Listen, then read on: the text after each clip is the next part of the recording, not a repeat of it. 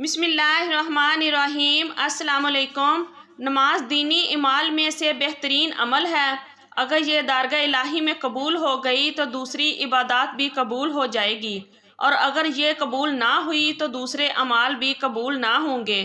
جس طرح انسان اگر دن رات میں 5 دفعہ نہر میں نہائے دھوئے تو اس کے بدن پر میل باقی نہیں رہتی، اسی طرح 5 وقت نماز بھی انسان کو گناہوں سے پاک کر دیتی ہے، اور بہتر ہے کہ انسان نماز اول وقت میں پڑھے۔ جو شخص نماز کی معمولی اور غیر اہم سمجھے وہ اس شخص کی مانند ہے جو نماز نہ پڑھتا ہو۔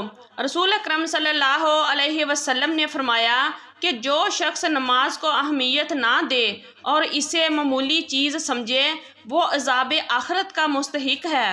ایک دن رسول اکرم صلی اللہ علیہ وسلم مسجد میں تشریف فرما تھے کہ ایک شخص مسجد میں داخل ہوا اور نماز پڑھنے میں مشغول ہو گیا، لیکن رکوع اور سجود مکمل طور پر بجا نہ لائے۔ اس پر حضور صلی اللہ علیہ وسلم نے فرمایا کہ اگر یہ شخص اس حالت میں مر جائے جبکہ اس کے نماز پڑھنے کا یہ طریقہ ہے تو یہ ہمارے دین پر نہیں مرے گا۔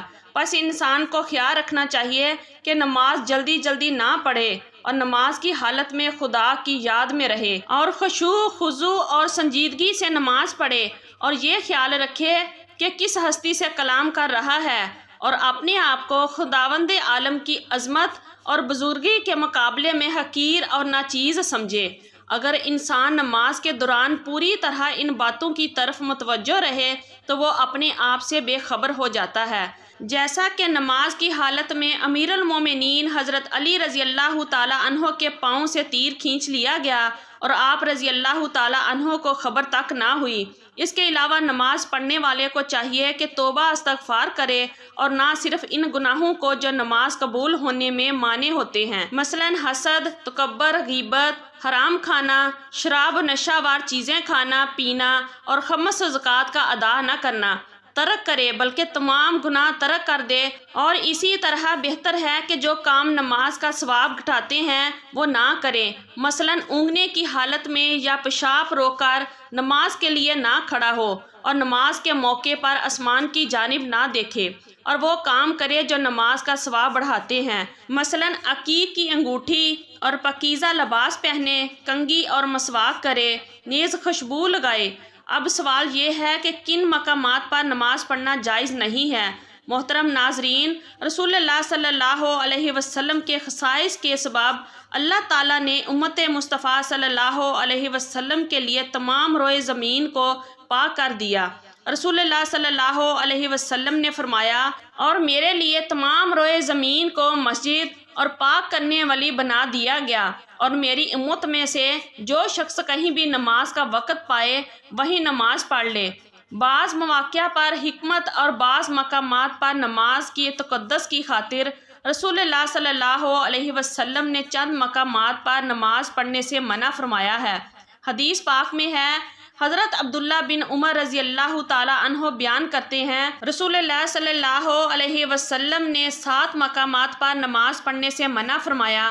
نمبر 1 کوڑے خانہ، نمبر 2 ذبح خانہ، نمبر 3 قبرستان، اور نمبر 4 عام گزرگاہ شہر عام، نمبر 5 حمام، نمبر 6 مویشی خانہ، اور نمبر 7 بیت اللہ کی چھت۔ ان میں سے بیت اللہ کی چھت پر نماز پڑھنے سے ممانعت کا اسباب بیت اللہ کا ادب و احترام ہے۔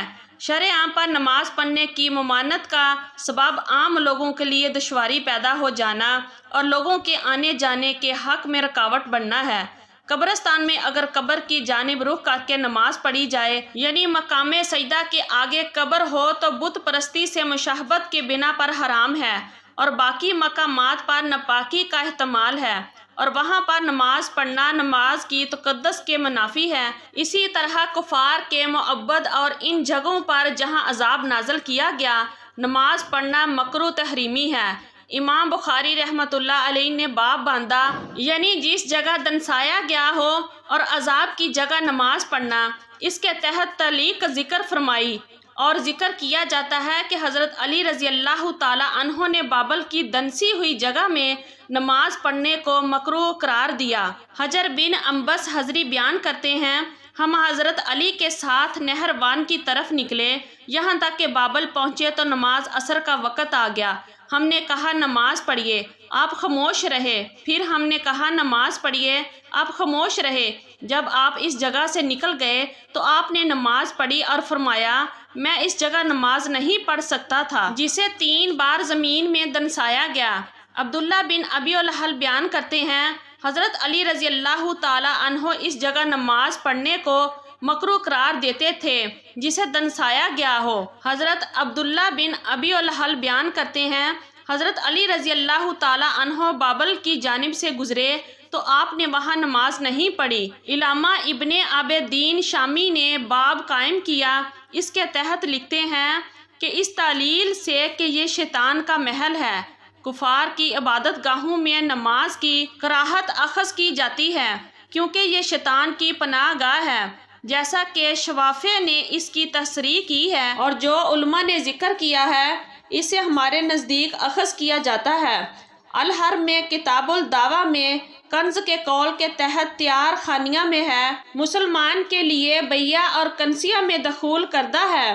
یہ اس لیے مکروہ ہے کہ یہ شیاطین کی جمع ہونے کی جگہ ہیں، اس حیثیت سے نہیں کہ اس کے لیے دخول کا حق نہیں ہے۔ ابہر میں فرمایا ظاہر یہ ہے کہ یہ مکروہ تحریمی ہے کیونکہ جب مطلق بولا جائے تو فقہاء اس سے مکروہ تحریمی مراد لیتے ہیں۔ میں نے اس مسلمان کو تو سر لگانے کا حکم دیا جو یہود کے ساتھ ہمیشہ کنسیہ میں جاتا ہے۔ جب دخول حرام ہے تو نماز بدرجہ اولا حرام ہوگی، اس سے اس کی جہالت ظاہر ہوگی جو نماز کی خاطر کفار کے معبد میں داخل ہوتا ہے۔ فتح بیت المقدس کے موقع پر نصاری کے مذہبی رہنماؤں نے حضرت امیر المومنین عمر فاروق رضی اللہ تعالی عنہ کو کنسیہ میں نماز پڑھنے کی دعوت دی، مگر آپ نے وہاں نماز پڑھنا پسند نہ کیا اور دوسری جگہ جا کر نماز پڑھی تاکہ بعد میں لوگ اسے نظیر نہ بنا لے۔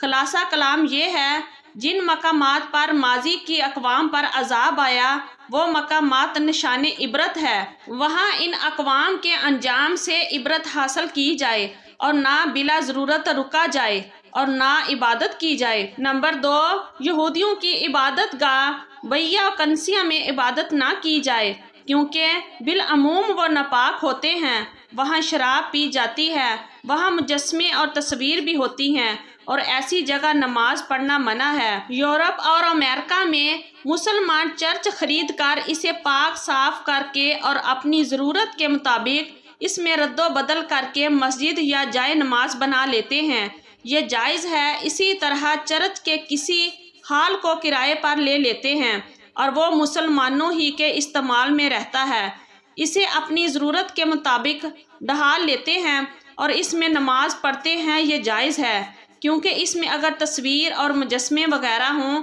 تو ہٹا دیتے ہیں۔ رسول اللہ صلی اللہ علیہ وسلم نے بھی فتح مکہ کے وقت بیت اللہ کو کفار مکہ کے دور کی تصاویر اور مجسموں سے پاک کر دیا تھا۔ نمبر 3، اگر یہود و انصاری کی عبادت گاہوں میں قبلہ رخ یا چھت پر یا دائیں بائیں بدستور مجسمے اور تصاویر ہوں تو وہاں نماز پڑھنا مکروہ تحریمی ہے۔ اگر پڑھ لی جائے تو نماز ہو جائے گی لیکن واجب الادا ہے۔ اللہ عز و جل سے دعا ہے کہ ہماری عبادت اور نمازیں اپنی بارگاہ میں قبول و منظور فرمائے اور ہمیں خشوع و خضوع کے ساتھ عبادات کی توفیق مرمت فرمائے، آمین یا رب العالمین۔ اگر آج کی ہماری ویڈیو اچھی لگی ہے تو پلیز ویڈیو کو لائک کیجیے اور ہمارے چینل کو بھی سبسکرائب کیجیے۔ شکریہ، اللہ حافظ۔